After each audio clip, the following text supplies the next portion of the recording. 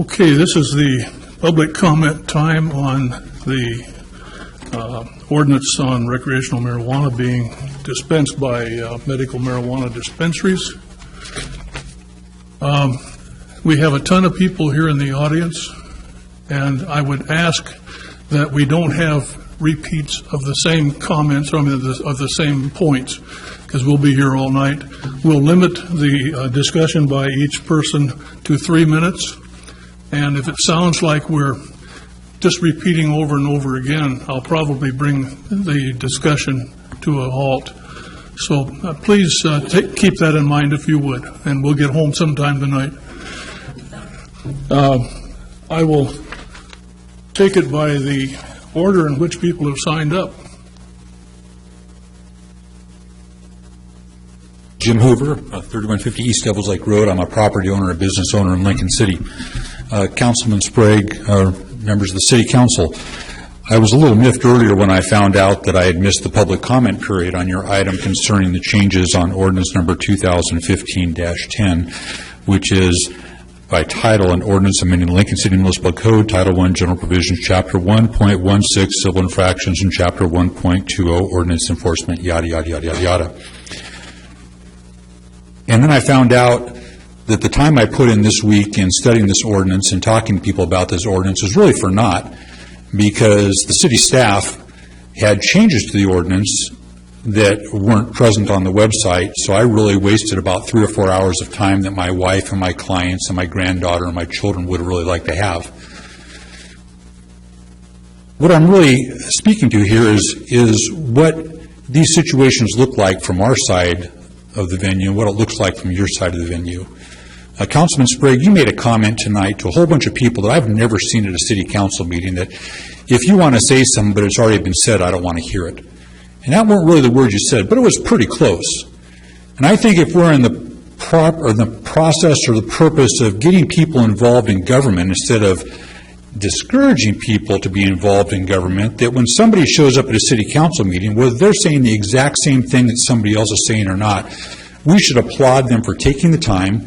We should applaud them for getting past their comfort zone, writing their name on a piece of paper, showing up at a meeting and speaking about something that they want to speak. And I'm personally offended when people show up and they're told, if we've already heard it, we don't want to hear it again, as if they're saying it again doesn't have some validity. And maybe it doesn't, because maybe you already had your mind made up. You know, I just listened to this whole thing on the Elks thing, and, you know, I copied off your executive session agenda tonight.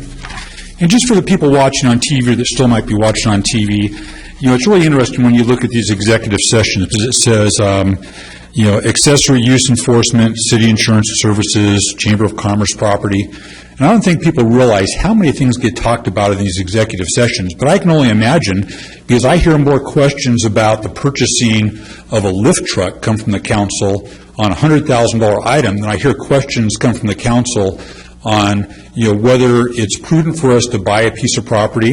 And while I respect Mr. Noriakis's or Councilman Noriakis's question, is this already on the tax rolls and will we be reducing the tax rolls? The other side of that coin is if it's purchased by a private individual, it goes on the tax rolls and creates money for the city, as if somehow, you know, by taking another piece of property and just consuming it into the city's inventory of property.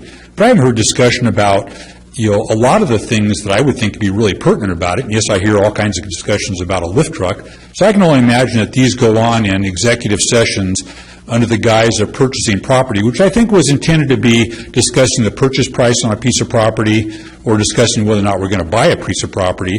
But the general public still deserves to hear a conversation of why their elected leaders, their representatives from different wards, think it's prudent to buy a piece of property at all or use that money for something else, or why this piece of property and not some other piece of property. You know, I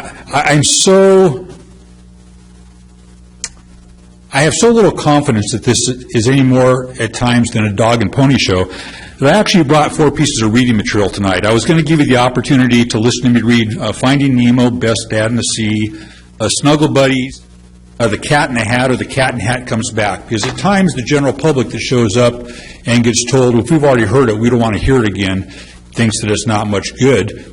doesn't make any difference what I say. They're not listening. They've already heard it. They don't want to hear me testify. So I might as well get up here sometimes and read a children's story, hoping that my granddaughter is still awake and is going to see her grandpa on TV and say, that's my grandpa reading that children's story to me.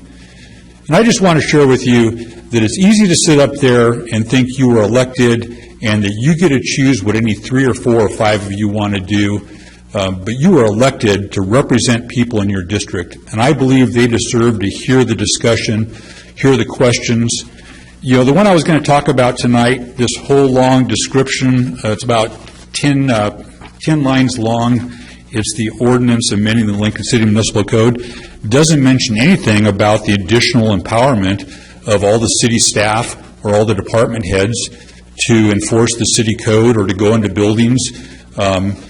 What it says is that they can walk up to one of my tenants and say, I'm a city enforcement officer and I want to come into your building without contacting me. And the only way I'd be contacted is if they denied them or if it was an unoccupied building. I don't hear you guys having discussions about the additional enforcement power of the city.